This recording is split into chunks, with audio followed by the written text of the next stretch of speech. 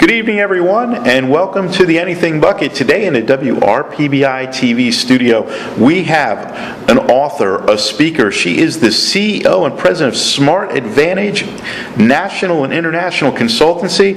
They work with small businesses to Fortune 500 business. She is a wealth of information for us this evening, and she's going to help us to maximize your message.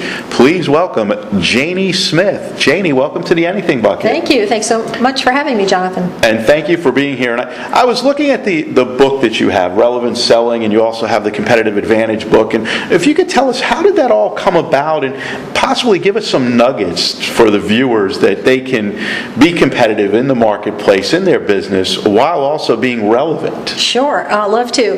The first book was written because I had discovered very early on in my career that most businesses cannot answer the question, why should I buy from you and not your competition? So I asked scores and scores and scores of business people and salespeople, why should I buy from you and not your competition? And the answer was always these platitudes, these cliches, because we have good quality, good customer service, good relationships. So what? Everybody says that. That's not a competitive advantage. Those are givens. You've got to have those things to be in business at all. So I began to work on a process to help companies identify competitive advantages they might have that they're not using to answer that why us question. And I got to tell you, we found out that more than 90% of businesses cannot, even today, answer that question. And I find that as well. Here in the studio a lot, I'll ask that question, what sets you apart? And you'll see the guest kind of get perplexed about it. And they glaze over and they come out with these. They look like me, like, I'm from Mars or outer space. And how do you really dig deep when you're working with somebody to help them find that competitive edge and the relevancy of what they're offering? Yeah, so first we start with, let's find out the potential competitive advantages you might have. We go into a company and we do this exercise, this process I've created over the years. We find a minimum of 50. 50, 60, 70. Most companies don't even know they have 10. Now, you don't go to your customer and say, get real comfortable, I got 50 reasons you should buy from me, right? We have to find out what's relevant. So we test them, and I'll talk about that in a minute. But the first thing we do is we don't say things like good quality, because your definition of good quality and mine, light years apart, right? What do you think is good customer service? Not what I think is good customer service. So we believe that your competitive advantage should be stated in the past tense, and they should be stated quantifiably.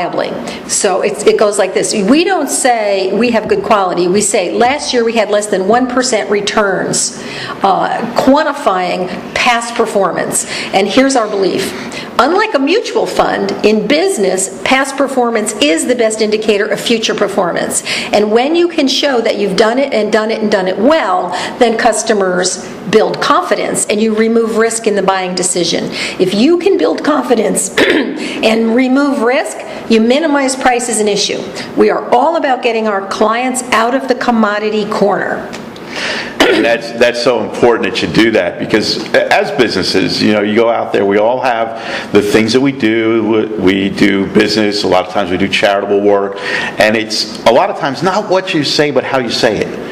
Like the ad on TV that says 95% customer satisfaction rate. Yeah, so customer satisfaction, I don't like those, because those are self-serving surveys. And I have to warn people, customer satisfaction surveys, they're good to do to take the temperature, and they're usually a report card on how you do. That's not the same thing as double-blind market research, where they don't know what you asking and you're trying to find out what's really important to them. There are big differences in satisfaction surveys and true market research.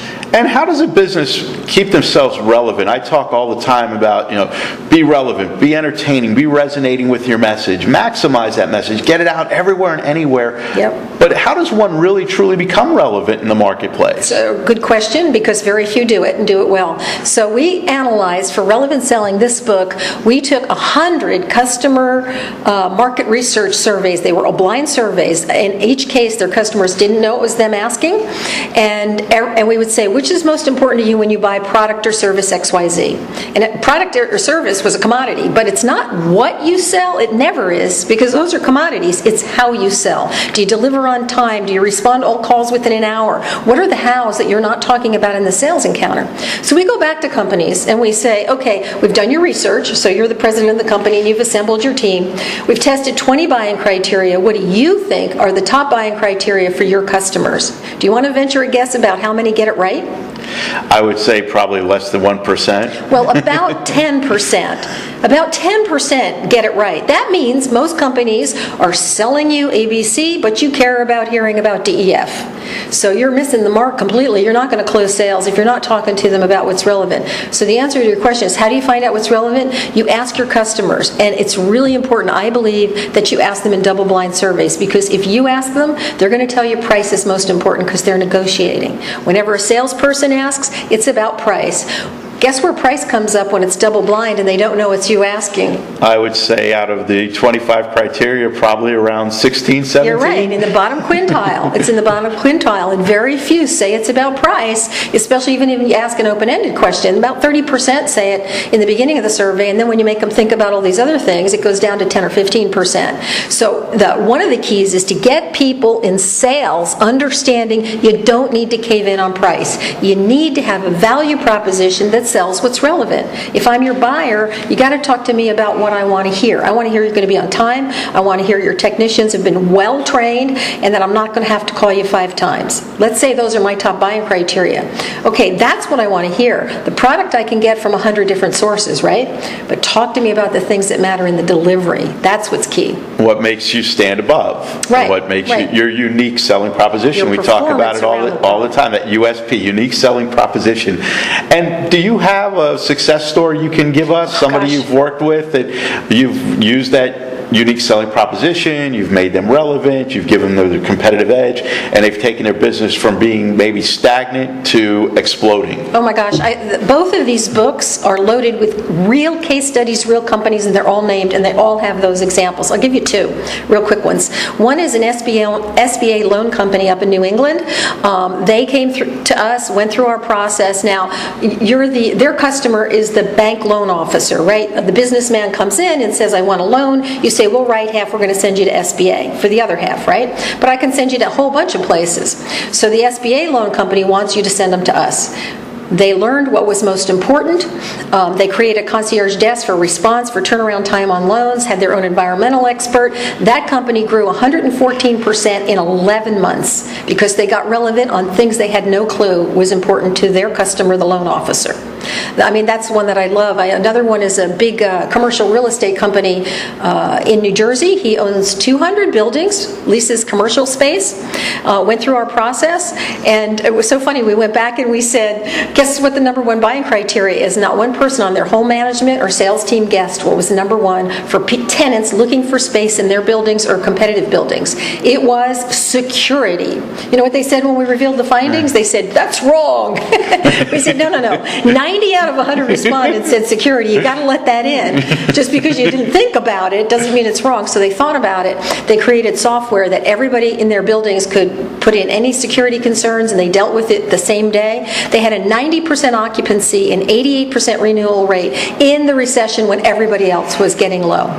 Well, and it just shows you deliver on what you promise and get to know what people want out there. If you give them what you want and they're a value in service, business is going to be great. And if people wanted to avail themselves of your services, which sounds great, it sounds like a session with you or a few sessions would really bring their business to the next level, how could they do that? Well, they can look at our website, Smart Advantage, S-M-A-R-T, Advantage, smartadvantage.com, and our phone number is there, and it's also 954-763-5757. That's 954-763-5757. We're in Fort Lauderdale.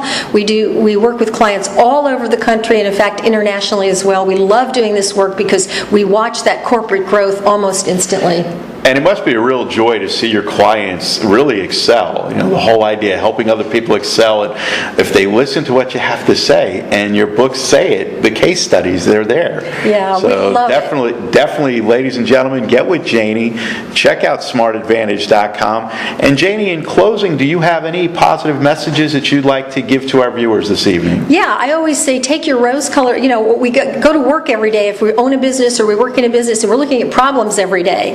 And I always say to people, put your rose-colored glasses on and stop looking at what you're doing wrong, look at what you're doing right, because therein lies a lot of competitive advantages you've missed, you've forgotten about. And start to focus on those things and you'll find some things that are important. And then just ask the customer which is most relevant to you. And again, we want to thank Janie Smith from Smart Advantage for being here on the Anything Bucket. We're going to take a break. We'll be right back on a mission to help you to stay positive.